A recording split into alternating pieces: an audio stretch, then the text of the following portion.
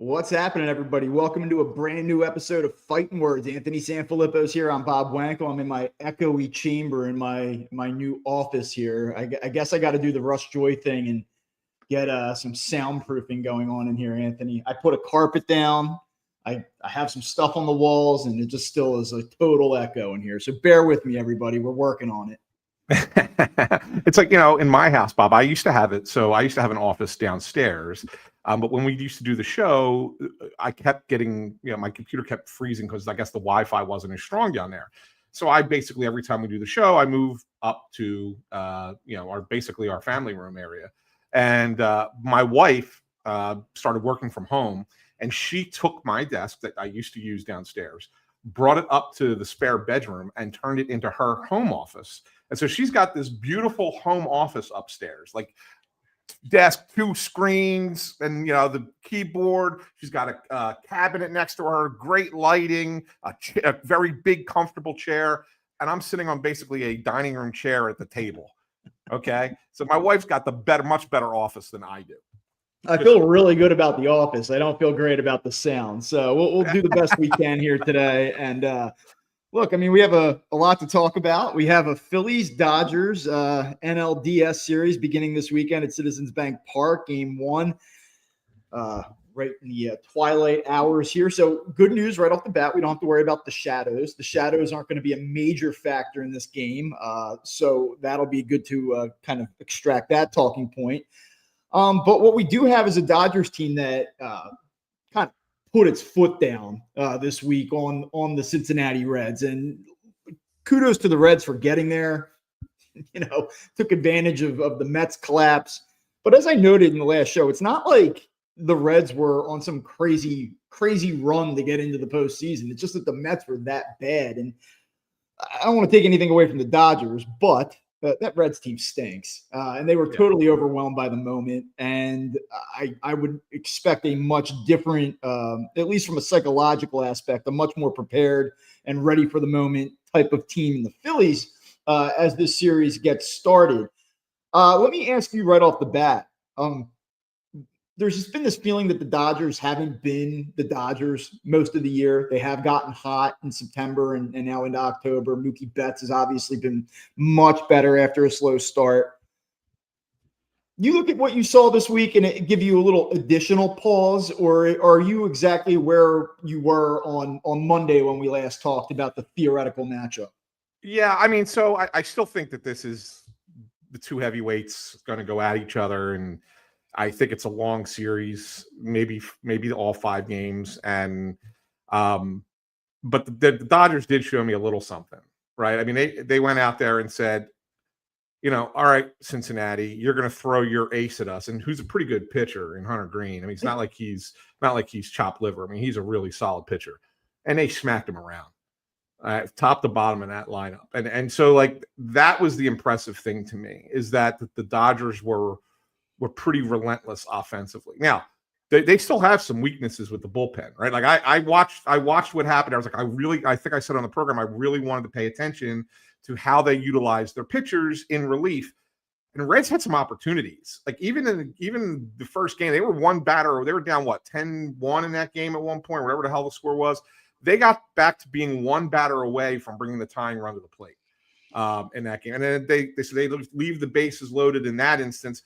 And then in game 2, they left the bases loaded twice, including once with no outs and didn't score, right? So there were times when I sit there and said, okay, the Dodgers still don't have an answer out there. Adding Sasaki changes the dynamic of that bullpen a little bit. Obviously, you got a guy comes in, throws 101 on the black and looked pretty good. So that definitely adds to their bullpen. But I still looked at it and said, man, the Dodgers look like a defending champ right now. They really do. Phillies are going to have to get on them quick. And what I mean by that is in the game, not necessarily in like first inning, second inning, although that would be great. But they got to, I think the Phillies have to win game 1. I'm kind of there with that, right? That was my spicy take that I was going to bring to the table today. Like, I think that for the Phillies to win this series, it's essential that they get the first one. I agree with you. I mean, look, there once upon a time, not so long ago, we were looking at this Dodgers team, not just we, but the observers of the sport saying this might be the best team that we've ever seen. This could be a team that wins 115 games. And obviously they did not have that regular season. They underperformed. They dealt with a number of injuries, especially the pitching staff. But what they've looked like over the last couple of weeks is a team that is a tried and true, legitimate champion. And the Phillies are going to have, I think, here's another take, maybe outside of the Astros in 22, I think that this is by far, I actually think this team's better than that Astros team. I think this is the hardest opponent in the playoffs the Phillies have had in this 4-year run. Yeah. Yeah. And they're going to have to play their absolute best series to beat this team. I don't know, like you're not a fan, you cover it. But I don't know people listening if they sort of align this way.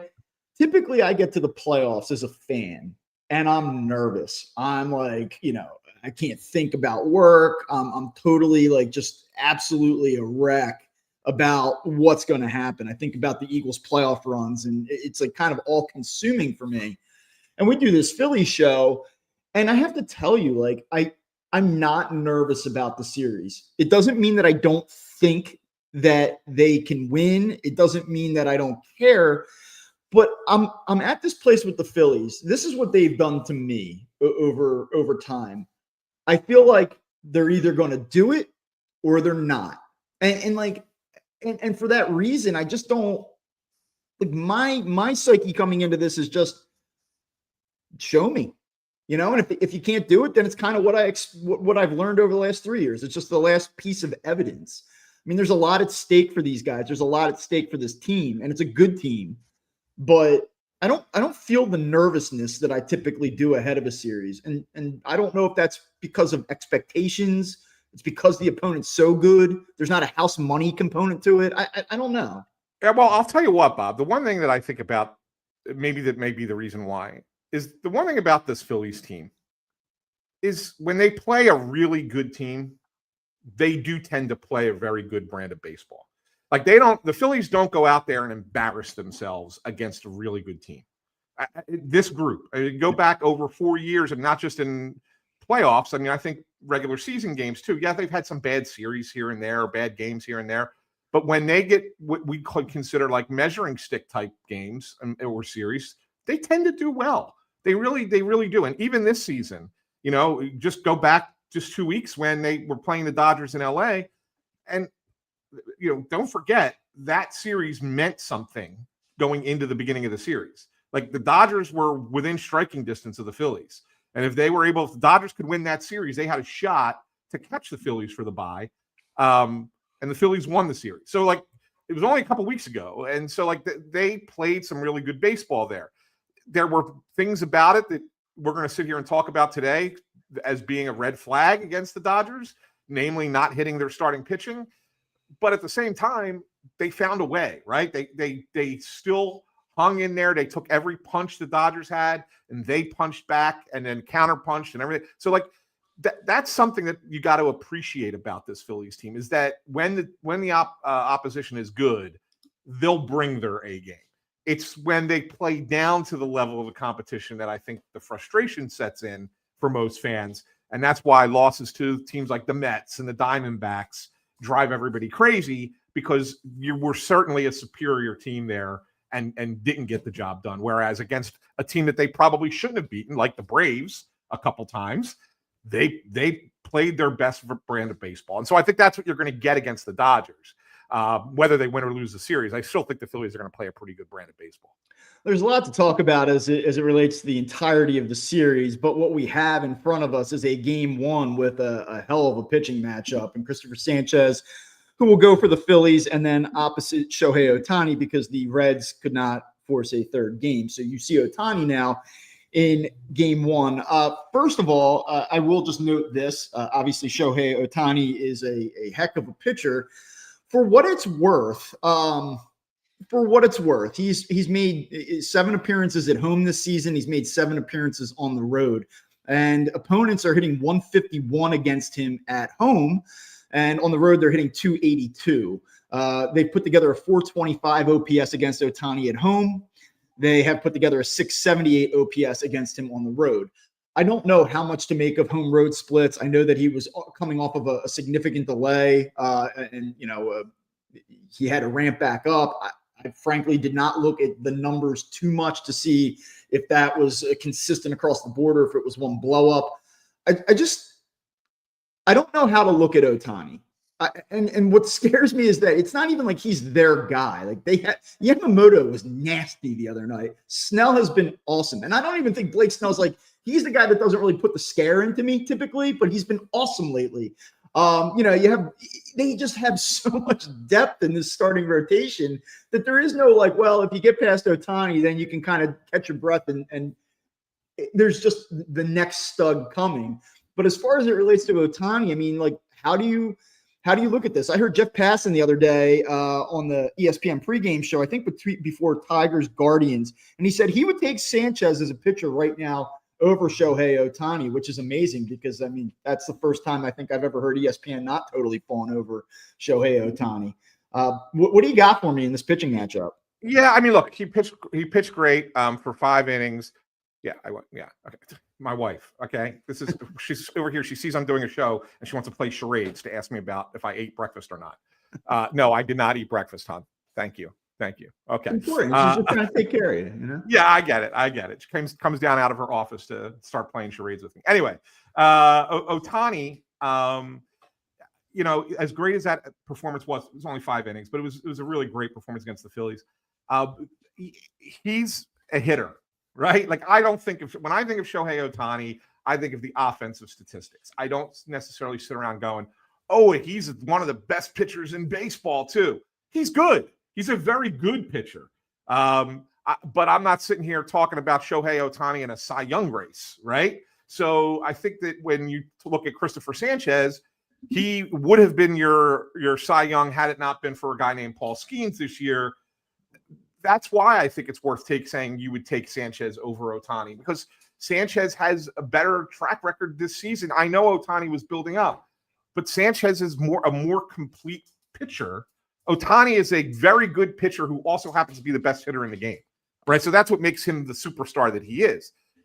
Christopher Sanchez is easily one of the top 5 pitchers in baseball this season. So if I'm ranking them too, yeah, I take Sanchez over Ohtani as well. Do you think it helps the Phillies at all that they saw him a couple of weeks ago in LA? Yeah, I wrote this, in my preview yesterday. I kind of thought that, look, they didn't hit the 3 quote unquote starters that they saw. I know Emmett Sheehan came in as a bulk reliever after 3 batters for an opener.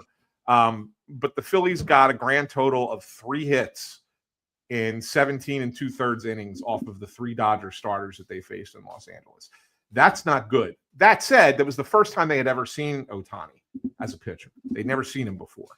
And Rob said, when we talked about Blake Snell, I asked him about it. He said that was the best he'd ever seen Blake Snell pitch, in all honesty. So when it comes to Ohtani, had not seen him before. Now all of a sudden you've gotten a couple of bats against him. You have a little bit of an idea on sequencing and how he likes to pitch in certain counts and things like that.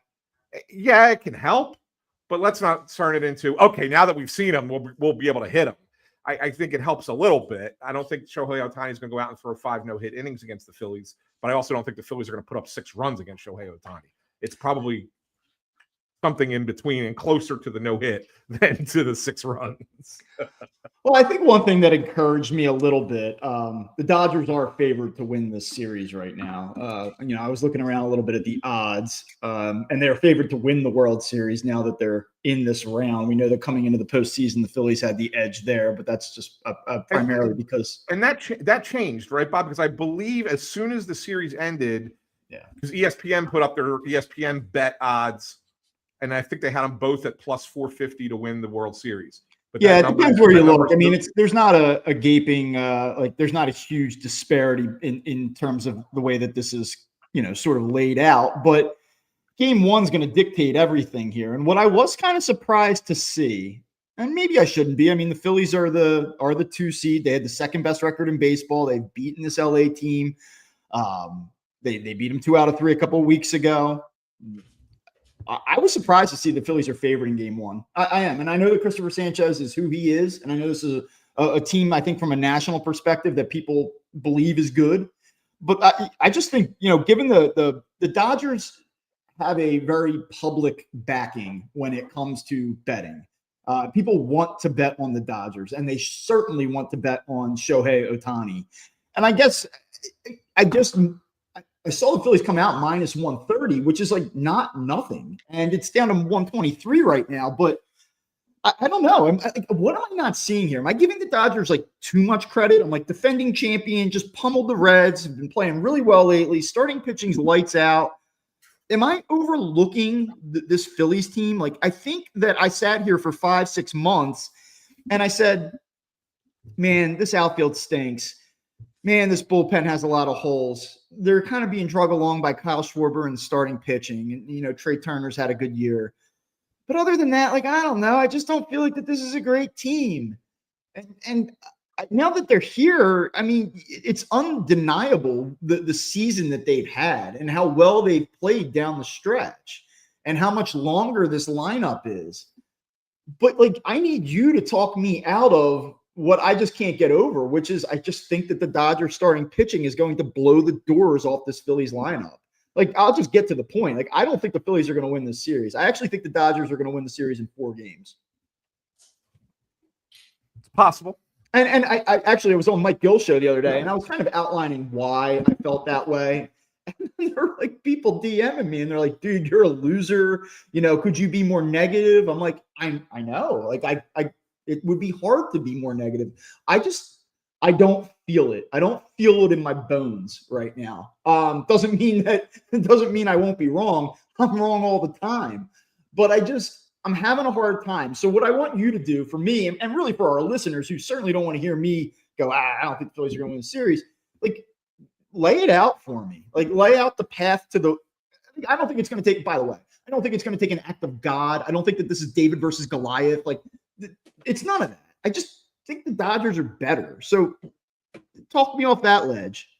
Well, I mean, just because if you think a team's better doesn't necessarily mean that they're going to win the series. I mean, were the Padres better than the Cubs? Yeah, they didn't win the series, right? I mean, it happens. Like, and go back over just the last 4 years where this city was hyper alert to everything going on in the playoffs.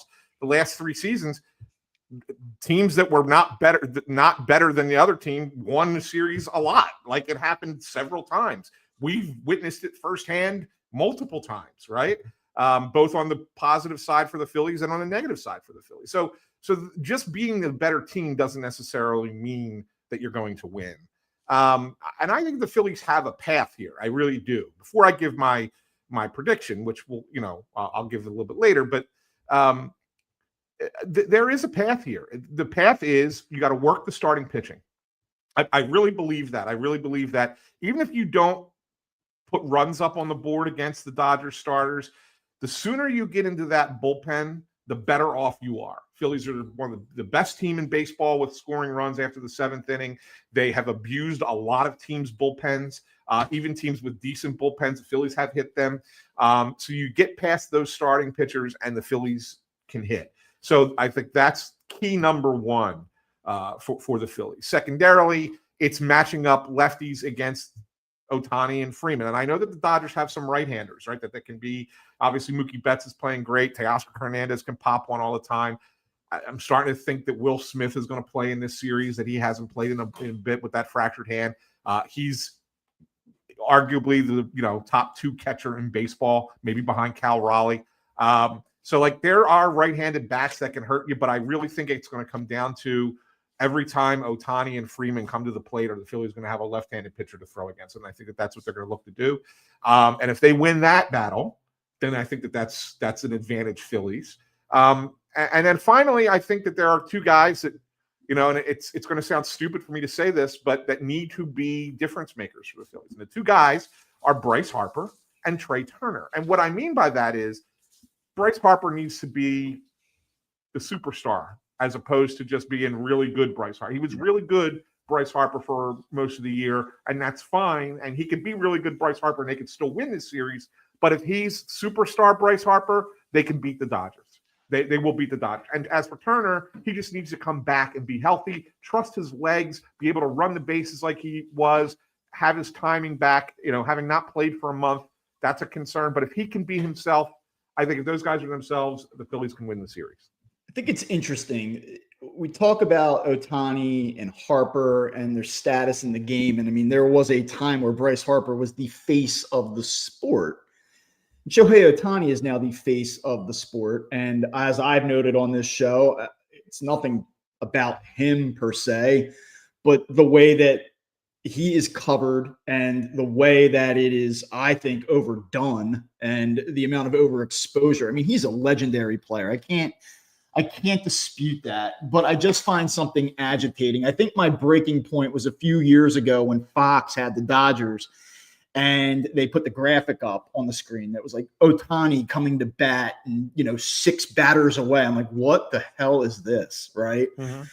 And I just wonder if, Bryce Harper is a guy that is obviously super aware of his place in history and his he's a legacy guy. He wants to be known as an all-timer.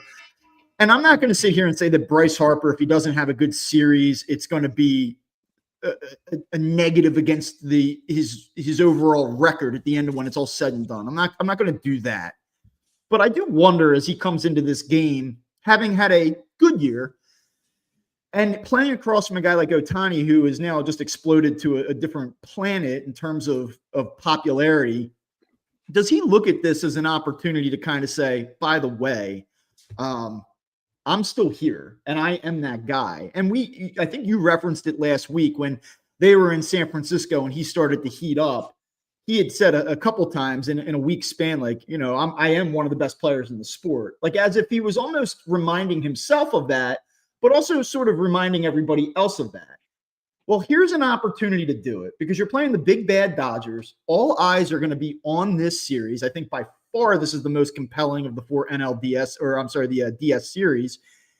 Like, this is your chance to kind of take it back, at least for a week, and just let everyone know that, like, I'm still that bad, bad, bad man, and he typically thrives when he has that mentality. I do hope he doesn't try to do too much and overextend himself in trying to make the point.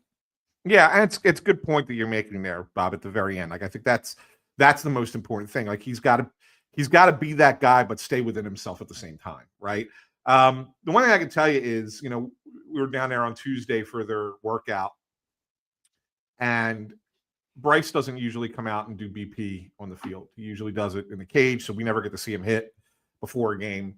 And I know it's just batting practice, but dude was peppering rocket after rocket after rocket into the bullpen.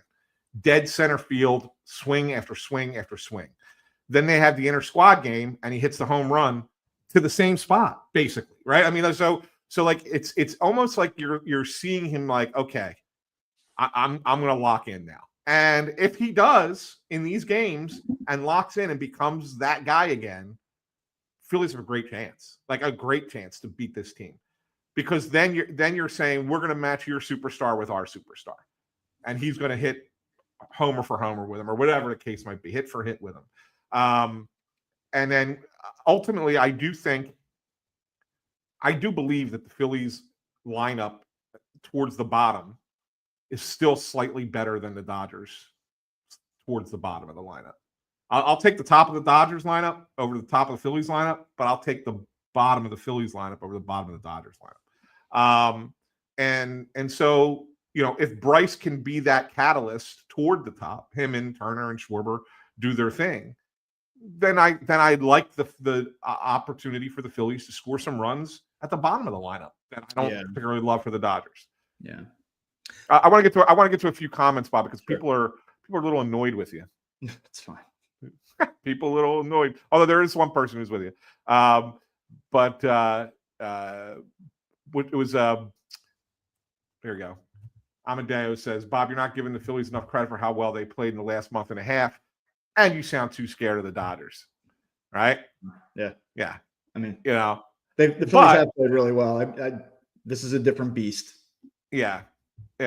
But Joseph Karmazin says that, I'm with Bob after the 2023 loss to the Diamondbacks. I'm numb, and them losing the Dodgers won't shock me or make me too upset. Well, I'm glad that comment was made, because I do want to point out that the Dodgers come into this series with a 41-40 road record this season. They've been entirely ordinary. And I mean, in the grand scheme of things, that's a fairly decent road record.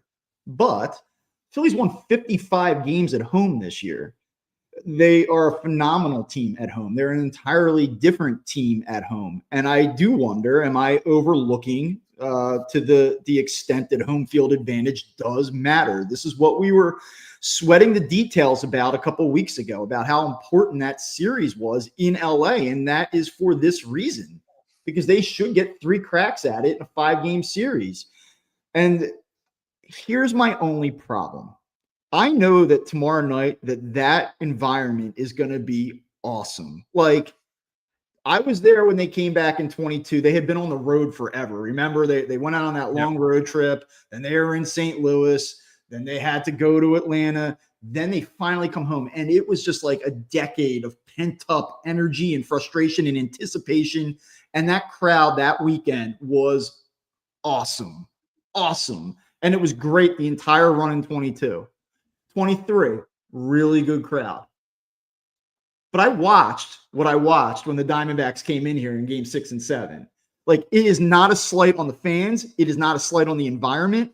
I think it does give you an advantage to a degree.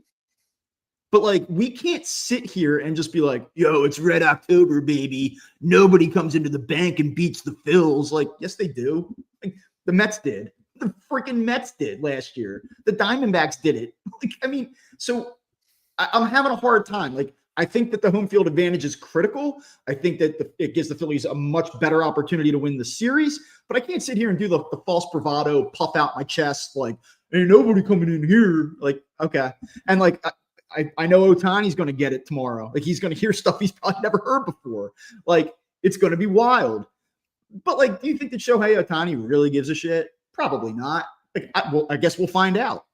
Yeah, no, I think the one thing about the Dodgers, and I'm not trying to dull the fans from doing things. Go ahead, be your typical selves. Be the Philly fans that you're supposed to be. That made it 4 hours of hell for the Atlanta Braves, right? Like, be that. You do help the team in that regard. But if there's a team that's immune to it, I think it's the Dodgers, because of just their experience and their talent and their ability. I don't think it bothers them as much. Although, again, never pitched in the playoffs before, and the first time you're going to pitch is going to be in front of that rabid crowd Saturday night. It could be, you never know. I do think it's going to be different for him. You asked the question earlier. You said, "Do we make too much of home road splits?" And we'll find out, right? Like, this is a perfect example. If Ohtani has to pitch twice in this series, it's going to be both at Citizens Bank Park. The second time would be in a game 5. He's not as good on the road as he is at home this year. Is there anything to that? The Phillies last year lined up their pitching so that Christopher Sanchez would pitch at home because he pitches better at home. So there are teams, obviously we have proof that teams look at that stuff and think about that stuff when making these decisions. So maybe it does impact him. Maybe he's a little bit more, maybe he's just good, not great when he pitches on the road. Am I wrong to think that we're going to see Jesus Luzardo in game 2 of this series? No, I think I now think it's going to happen. And I think it's because, and this is what I was writing about yesterday with the lefties. Let's just say Sanchez doesn't go long tonight. Let's just say for whatever reason, throws a lot of pitches, gives up a couple runs, whatever. It's a 5-inning start. And let's say you need to get through Ohtani and Freeman twice after Sanchez and before Duran. Okay. Yeah. So in that in-between phase, and you need to face them twice. Matt Strom's obviously getting one of them, right? As good as Tanner Banks has been this year, I don't think that they want Tanner Banks to be the other guy to face those guys in a tight spot. I guess it depends on what the score is, the situation. If they have a little bit more of a cushion, then maybe Tanner Banks is the guy. But if it's tight, if it's a tie game, 1-run game, whatever, I think it's going to be Ranger Suarez tonight. And I think they want that option. Yeah. or Saturday rather. I think that they want that option. And I know it's only for one game because then there's enough days off that Suarez could then pitch in game 3 on Wednesday in Los Angeles without a problem. But I think that they want to have that as a possibility just for game, because I think they recognize how important game 1 is for this team. Lineup. What are we going to see tomorrow night? Let's work through it one by one. Turner will lead off, obviously. Yeah. Kyle Schwarber 2. Yeah. Bryce Harper 3. Yeah. Alec Bohm 4. Yeah. I mean, I did say, I know you hate it. I just hate it. And look, I know he swung the bat really well when he came back, and that does give me some hope. This is probably it, right? Like, he has a chance, I think, to sort of change the way he's looked at. And I probably look at him with a more critical eye than others do. I know there are a lot of fans out there that like Alec Bohm as a player much more than I do. And that's fine. I get it. I feel like this, though, is like the series where if he just is beating balls into the dirt and they're not pitching to Harper and he can't do anything with it. This to me is what I can't get past. It's like a mental block for me. I'm like, a World Series team with Alec Bohm hitting 4th. I can't get there, man. I just can't get there. Well, that's how they're starting. I mean, that's what they're going to start with. Marsh will hit 5. Bader will probably bat 6. Again, I don't want to do this today, but Brandon Marsh was awesome the last 3.5 months of the season. That's what you have to go by. But yeah, Bohm Marsh 4-5. This team's going to win the World Series. I don't know, man. I don't know. I give Brandon Marsh a lot of credit. Dude, he's been awesome. I love Brandon Marsh. And I know that what I just said sounds like I'm knocking him. I love the guy, and I think he's a good player. But Bohm Marsh 4-5 is tough, man. Yeah. That's only going to be Friday. I mean, or Saturday, game 1, because against Blake Snell, he's not going to be in the lineup. I don't think. Right. So yeah. So I mean, you're just looking game 1. That's going to be your 4-5. Bader 6. I think that they're going to go Real Muto 7, and then Kepler 8, Stott 9 is what I believe it's going to be. Yeah, and then if they bring in a lefty reliever to face the bottom part of that lineup, you'll see Nick Castellanos bat for Kepler. What if I told you 2 things? What if I told you, number one, that in the middle or the 3rd week of April, that Brandon Marsh would be hitting 5th for a 96-win team in game 1 of the NLDS? Would you have bought that when he was hitless? I wouldn't have believed I wouldn't have believed it. But as far as buying it, I would then have said to you, I would say, well, then I guess he's going to have a great 5 months. He really did too. He really did. And he did, right? And he went ahead and did it. He really did. And then what if I told you, I don't know, as late as August 10th, that Max Kepler would still be playing and in the lineup in a game 1 for this team? Yeah. Oh my God. There's a lot of things that you just have to, in a way, I'm saying it like it's a negative thing, but in a way, it's a real credit to these guys that they've been able to right the ship, and that they've made themselves into integral parts of this run that the Phillies have gone on. Let me ask you this. You get to game 2, you talked about Marsh obviously not being in the lineup. You assume Kepler obviously would not be in the lineup as well if it's Blake Snell. What does the outfield alignment look like in a game 2? Weston Wilson, Harrison Bader, Nick Castellanos. It's wild. This is a what? I don't know if we were doing a 93 Phillies podcast, if we'd be talking about so wait a minute. One night you're going to have Thompson.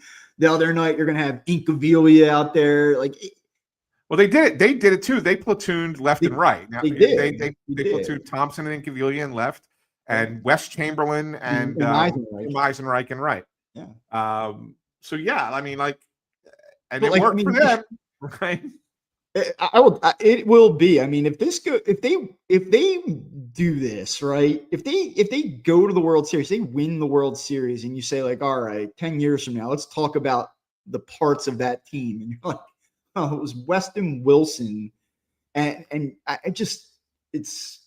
I mean, I shouldn't guarantee that it's Weston Wilson. It could be Otto Kemp. It's probably going to be it's probably going to be Weston Wilson. I think it's going to be Weston Wilson too. He's a better defensive outfielder. Not that that's much of an upgrade, but it's a little bit better than Otto Kemp. And he does tend to hit the ball harder than Otto Kemp with more regularity. But they both played left field in the inter squad game. So I think it was kind of like they're debating it. I think it might be matchup dependent, to be honest with you. Any chance that they after tomorrow? I mean, I don't expect that. You obviously laid out the lineup as well. I don't expect to see Nick Castellanos. I don't think that anybody does in game one. You'll see him in game two. Is there any chance as the series progresses that they sort of default back to like this guy has big game experience? Like, is there a chance you see him start against a right-hander at some point in this series? Yeah, I mean, there's a chance if Kepler's not hitting, then yeah, for sure. And I think it's a short leash on Kepler. And they could go back to that. And I also think Castellanos is going to come off the bench as soon as Alex Vesia comes into the game, or if the Dodgers put Kershaw in the bullpen and Kershaw comes in. I think you're going to see Castellanos instead of Kepler. So Castellanos may end up with more at-bats than Kepler anyway. Even if in games he doesn't start. So yeah, I do think that that's a very real possibility. And I also think they're going to platoon second base, Bob. I think Edmundo Sosa is going to play. That was my next question. Are we not getting consistent Bryson Stott at bats here? Are we going to see Edmundo Sosa? We are. I mean, the only way I think you'll see Stott against a lefty is if the Phillies are ahead and it's later in the game and a spot you say, okay, normally we would pinch hit with Sosa here against the lefty. We're not going to because Stott's the better defensive player, and so we're going to keep Stott in the game for defensive reasons. I think the situation will dictate it, but more often than not, Edmundo Sosa is going to get the at bat against a left-handed pitcher. What else do we need to know here going into this series? Like you've done the media days, you were down there for the inter-squad scrimmage. Going into this week, what have we not talked about that we need to know? Juan Duran's going to probably pitch more than an inning a couple of times. I would not be surprised if he gets a 4 or 5 out save responsibility. And I think that's very real. I think it's a very real possibility. I think the Phillies are a little bit concerned about how light their bullpen is. They probably had a plan to move a starter into a role out there before Wheeler got hurt, and then that changed everything. And so now who are you relying on? Kerkering looked a little bit better in his last few outings, right? A little bit better, a little bit more trust of his stuff. If that's the Orion Kerkering you're going to get, then great. Then you'll see him a little bit. David Robertson's got great experience. He knows how to pitch in these spots, and Strahm. But that's pretty much a Tanner Banks, maybe a little bit earlier in the game. But they really would prefer that it's not much of the middle relief, and it's mostly starter Duran. And I think that that's what they would love to have be the case, and how they manage those 9 outs in between is going to be that's the time when everybody should be chewing on their fingernails, because who knows what happens there. Let me ask you this, and I apologize if you hear behind me now. Not only do we have the echo, we have some construction taking place underneath of me, so you're hearing a saw. Can't be any worse than my wife's alarm going off to let her know to go back to her office. I'm trying to mute the mic in between me talking here. Okay, so Phillies or Dodgers lineup, which one do you take? Who has the advantage in the lineup? I think it's really even. Like I said earlier, obviously you take Ohtani, you take Ohtani, Betts, Freeman, even with Turner, Schwarber, Harper, right? Like, as good as Turner, Schwarber, Harper are, how do you say that they're better than Ohtani, Betts, Freeman? You can't, sure. Right? So I think that the top of that lineup is better, but I do like the Phillies' depth in the lineup better than I like the Dodgers' depth. Starting rotation. Dodgers. Bullpen. Phillies. Although that's like, I know, that's like saying who has the better bicycle in a motorcycle race. Like, that's neither bullpen is great. I think, but the Phillies is probably just a little bit better than the Dodgers. All right. So where are you at on this? What's going to happen? I'm going to pop this comment up from our good buddy Chris. because this is truly a Negadelphia episode of Fighting Words. I don't know what you want me to do, Chris, and everyone else. Like, do you want me to just come on and be like, "Yay, Red October"? Yeah, I mean, look, I like to think that people listen to this 4 years pod. old. Like, I can't do it, man. Like, but Bob, I like to think that people listen to this pod because we give honest analysis, right? That we're not a rah-rah podcast. We're also not a hot take, negative all the time WIP version of a podcast, right? Like, so we give you an honest opinion. Are we going to be right all the time? No. Are we going to be wrong sometimes? Of course. Although I will point out that not only was I perfect in my wild card predictions, I was 4 for 4, but I was 4 for 4 and nailed the number of games in each series while I was at it. Pretty good. So stay hot. So this impending pick carries a lot of significance, a lot of weight. I'm taking the Dodgers in 5. Yeah, I am. But I'll add this. I am not comfortable with this pick because I think it can go the other way. I really believe this is kind of one of those 50-50s, and I'm only leaning one way.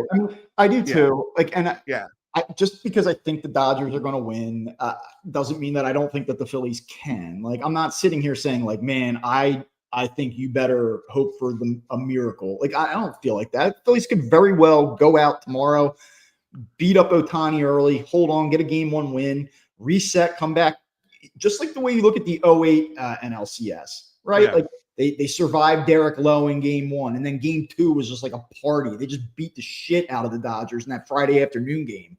Like, that could happen again. No, it can. But here's the other thing this is the other thing that I will add to that, right? If the Phillies find their way through this series and do find a way to beat, I think they're going to win the World Series. I think they win the World Series. So I'm glad you said that. I want to get out in front of that too, because like what'll happen is if they win this series, I will then come on here and be like, this team is winning the World Series, and everyone's gonna be like, oh, you weren't on the bandwagon on October 3rd. Like, I wasn't, because I just thought that the team they were playing was really good. Right. But I think the Phillies are also really good. I just think they're just slightly less really good. That's all. Right.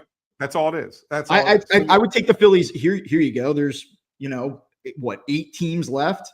Phillies are obviously one of them. The Dodgers are one of them. Phillies against any of the other 6 teams in this postseason field, I would take to beat. Yes, I agree with you. 100%. And I've had a hard time with this. Like, I really wanted to. I watched those 2 Dodger games very closely because I wanted to see. Look, and I also think that managing comes into play a little bit here. And I don't particularly love Dave Roberts as a manager in the postseason. I think he makes a lot of curious decisions. And sometimes they work, sometimes they don't. But I sit there and say, you made it harder on yourself for no reason. And so, like, I do think that there's a chance that happens, right? That he makes a mistake, and that could go in the Phillies' favor. Whereas Rob is a little bit more conservative, not as aggressive, and sometimes we complain about that. And maybe Rob is too conservative on a decision that hurts the Phillies. So I think ultimately this could be a time, and I always say that managers don't win or lose games, but in a series that's this close and this tight, a managerial decision could sway it. It could swing it one way or the other. So I think that's an important matchup to watch and how they play the chess match between Dave Roberts and Rob Thompson. Absolutely. All right. What do you got? One last thing? One last thing, and I want your opinion on this. Did you see the video of the end of the Cubs-Padres yesterday? When the Padres... The umpires coming off the field and the... Nearly attacked the umpires? Yeah. What the hell was that? Yeah. Like, here's my rant, Bob, and I want to tell me if you feel the same way. San Diego Padres superstar players did nothing in this series. Tatis and Machado did nothing in this series, okay? This is a team that went out and sold the farm to get all these players that they were going to bring in to not only catch the Dodgers and win the division, but then be like a favorite in the postseason. They not only didn't catch the Dodgers, they were mediocre down the stretch, and then they get bounced in 3 games by a Cubs team that's not as good as them. And they're going to sit there and they're going to flip the hell out on an umpire on a borderline call. And let's be honest, it was a borderline call. Is it possible that it was just below the strike zone? It is. It could have been called a ball. I saw some of the like the Statcast. I think or Savant actually had it on the black. I mean, like it was really close. And to lose your mind over that when you did not produce over 3 games against a team that you should have beat, you're really, really showing some personality. What your real personality is. Yeah, loser team. Yeah, they're a loser team. And that's my thought. I just want to get your take on it as well. You said it all. I mean, there's nothing else to say about it. You know what I do want to add, though? I watched pretty much every game in the wild card round, and it was good. It was fun. It was tight. Like the product so far through that opening round has been pretty damn good. Yeah. Oh, the Tigers, by the way. I'm rooting for the Tigers. I love the fact that they collapsed the way they did. And then they just came back and said, "Okay, cool, thanks." Boy, the Tarek Skubal shove. Yeah, he's awesome. Like, I mean, that was an unbelievable pitching performance. Speaking of unbelievable pitching performances, and I hate to give the Yankees credit, but Cam Schlittler lit last night. Yeah. Who saw that coming, man? That was awesome. That was pretty damn incredible. The way he grew up a Red Sox fan and all, and then he's walking off the mound. Did you see how he like mouthed F Boston or whatever? Yeah. Yeah, that's pretty wild. That's pretty wild. So yeah, well, there was some great pitching. Hopefully for the Phillies, they get a similar outing out of Christopher Sanchez tomorrow night, and then we'll be back on to talk about. We're gonna talk about the schedule and how things will go. We'll certainly do one on Monday morning. Game 1 victory in this Dodgers in 5. It has to be you have them winning tomorrow night and then losing the series in 5. The Phillies, yeah, I would have them winning game 1 and losing the series in 5. Yeah, because I don't think they're going to win game 2, and then I think they'll split out in LA, and then it comes back here for a pivotal game 5. I don't. I think my path is like Phillies in 5. I don't think they win in LA at all. I don't. No. Wow. I don't like what's happening in the middle of this series. Like, I think Luzardo has a shot if he's the game 2 starter at home. I like him more at home than I do on the road. And then game 3, I think game 3 is just like auto L. Yeah, well, you got Sanchez going. Sanchez could go game 4. Yeah, I don't think so though. I think it's going to be game 5. I think Aaron Nola is going to be a factor in this series too. We didn't even talk about that. Yeah, I do too, and I'm not sure exactly how. The fact that he pitched both he and Luzardo both pitched the inter squad game at the same time makes me think that they're a little bit of a piggyback. Yeah, I don't feel great about that. We'll see. I hope I'm really wrong. I hope the Phillies come out and 10-1 tomorrow night, and on Monday morning I'm like, okay, I'm in. Yeah, we'll see. I mean, it's going to be interesting. It's definitely going to be interesting. I do think it's gone to full 5, though. I think that we're going to get 3 home games in this round down at the ballpark, 2 Saturday nights, and man, it's going to be fun. I'm bummed. I haven't missed the park too much this year. I don't miss the grind. I know you're going down there today. Like, I don't miss any of that. I really don't. Yeah. Tomorrow night around like 5:30 when that thing starts filling in, I'm going to miss it then. Yeah. And God knows, I just bought this house. I can't afford to go. So that's the resale market has outpriced me. So yeah. Well, maybe if I start, you know what's going to happen? By the way, I sat there and I was cursing myself. I'm like, this is what I get for not being a betting person, right? Like I nailed the 3 series, even in the number of games. I got all 4 of the right payments with that. Didn't bet a damn thing. But I know my luck. Like, if I were to then bet those series, I would have gotten them all wrong. Yeah. The only one that I felt strongly about, I mean, the Dodgers, but they were such a significant favorite that okay, cool. You picked the Dodgers. I liked the Tigers. And that would have been one that I would have considered actually like playing. And I'll tell you right now, I know the Mariners are going to be favored. Don't sleep. I said it last week. I'll say it again. Don't sleep on the Tigers. Yeah, they got to hit with runners in scoring position, though. I'll be honest with you. Like that series was only as close as it was because they couldn't finish. I mean, they finally broke through late yesterday, but I mean, they had that team on the ropes the first 5 innings of the game yesterday, and they had numerous opportunities in game 2 to win it. Yeah, but I think winning the series that could galvanize them a little bit. So anyway, all right, we went a little off the rails there at the end. After one last thing, but anyway, that'll be it for this episode of Fighting Words. Thanks as always for joining us. Don't forget to subscribe to Fighting Words on Apple Podcasts, Spotify, Amazon Music, Pandora, wherever you get your podcast. Best place right here on YouTube. Click that thumbs up, ring the bell. Make sure you never miss a show. You always know when Bob and I go live. We will be back on Monday. For those of you in the podcast feed, it's youtube.com/@fightingwords if you want to subscribe on YouTube. But we will be back on Monday to break down what happened in game 1 and to look ahead at game 2 Monday night. And then we'll see when we talk after that, because as you guys know, I'm heading out to LA yet again. Right back on that cross-country flight for games 3 and hopefully game 4 out at Dodger Stadium next week. So for Bob Wankel, I'm Anthony Sanfilippo saying thanks for tuning into this episode of Fighting Words. Have a great weekend, everybody. Enjoy the NLDS, and we will talk again on Monday.